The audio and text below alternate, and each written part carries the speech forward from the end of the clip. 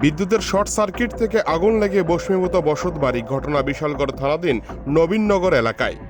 বৃহস্পতিবার সন্ধ্যায় বিশালগড় ফায়ার স্টেশনে খবর আসে ওই এলাকার আলমগীর হোসেনের বাড়িতে বিদ্যুতের শর্ট সার্কিট থেকে আগুন লেগে যায়। ঘটনার খবর পেয়ে তড়িঘড়ি ঘটনাস্থলে ছুটে যায় বিশালগড়ের একটি দমকলের ইঞ্জিন, কিন্তু দমকল কর্মীরা ঘটনাস্থলে পৌঁছার আগেই আগুনের লেলিহান শিকায় সম্পূর্ণ ভস্মীভূত হয়ে যায় গোটা বাড়িটি। দমকল কর্মীদের উপর ক্ষোভ দেখায় গ্রামের সমস্ত অংশের জনগণ। পরে ঘটনাস্থলে ছুটে যায় বিশালগড় থানার বিশাল পুলিশ বাহিনী। দীর্ঘ 1 ঘন্টার চেষ্টায় আগুন নিয়ন্ত্রণে নিয়ে আসে দমকল বাহিনীর কর্মীরা। গোটা ঘটনায় এলাকা জুড়ে আতঙ্ক ছড়িয়ে পড়ে।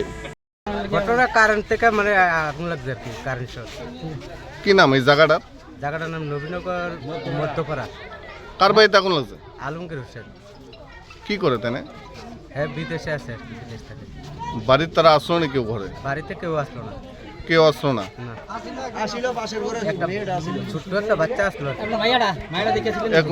এখন কি সবকিছু শেষ নাকি? তা হ্যাঁ, সব আসবাবপত্র দেখছেন, সব পুড়ে আছে। ফায়ার সার্ভিস আছে না এখন? ফায়ার সার্ভিসে এখন আছে।